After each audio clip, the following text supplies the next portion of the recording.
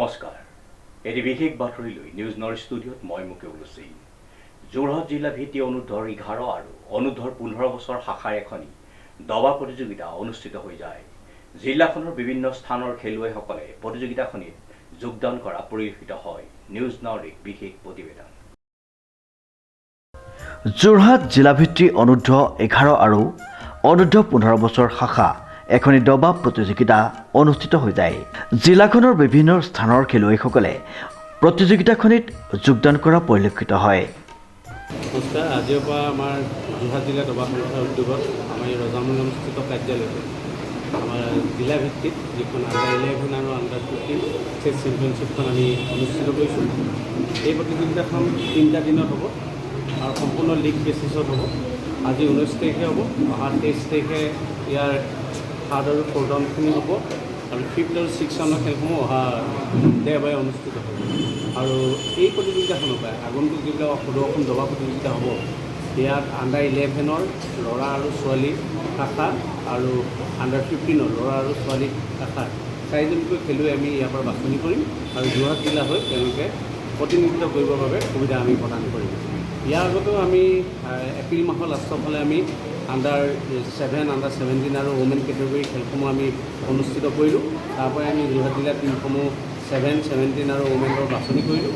এইখনৰ পৰা আণ্ডাৰ 11 আৰু 15 কৰিম আৰু অনাগত দিনত আমাৰ যোৰহাট জিলাৰ যিটো মুকলি টিম, অপেন শাখাৰ টিম, সেইটো বাছনি কৰা হ'ব। সেইখন খেল আমাৰ 9 জুনৰ পৰা আছে। তাৰপিছত আমাৰ জুলাই মাহৰ লাষ্টৰ ফালে আণ্ডাৰ 9 আৰু আণ্ডাৰ 13 কেটেগৰী খেলসমূহ অনুষ্ঠিত হ'ব। তাৰপৰা আমাৰ যোৰহাট জিলাৰ 9 আৰু 13 কেটেগৰী দলসমূহ বাছনি কৰা হ'ব।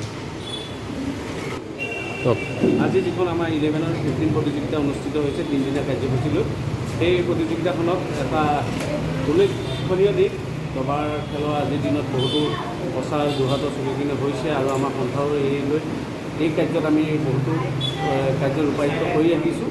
সেইমৰ্মে আজি প্ৰতিযোগিতাখনত 11 আৰু 15 এই দুটা কেটেগৰীত সৰ্বমুঠ 112জন খেলুৱৈ অংশগ্ৰহণ কৰিছে। তাৰ ভিতৰত কেইবাজনো আন্তঃৰাষ্ট্ৰীয় ৰেটিংপ্ৰাপ্ত খেলুৱৈ অংশগ্ৰহণ কৰি এই প্ৰতিযোগিতাখনৰ কৌস্তভ দুগুণে বৃদ্ধি কৰিছে।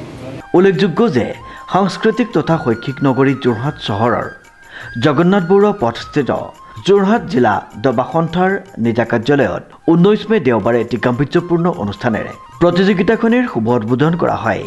শুভ উদ্বোধনী অনুষ্ঠানটিত কেইবাগৰাকীও বিশিষ্ট ব্যক্তি, খেলুৱৈসকল আৰু অভিভাৱকসকলৰ উপস্থিতিত প্ৰথম দিনৰ প্ৰতিযোগিতাখনি সফলভাৱে সামৰণি পৰে।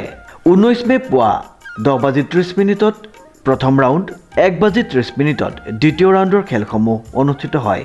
অন্যহাতে আয়োজক সমিতিয়ে জানিবলৈ দিয়া অনুসৰি 23 মে বৃহস্পতিবাৰে 9:30 তৃতীয় ৰাউণ্ড আৰু 1 বজাত চতুৰ্থ ৰাউণ্ড তথা 26 মে দেওবাৰে 9:30 আৰু 1 বজাত পঞ্চম ৰাউণ্ডৰ খেলসমূহ অনুষ্ঠিত হ'ব আৰু বিয়লি 4 বজাত প্ৰতিযোগিতাখনিৰ ক্লজিং চেৰিমনিৰে অনুষ্ঠানটিৰ সামৰণি পৰিব।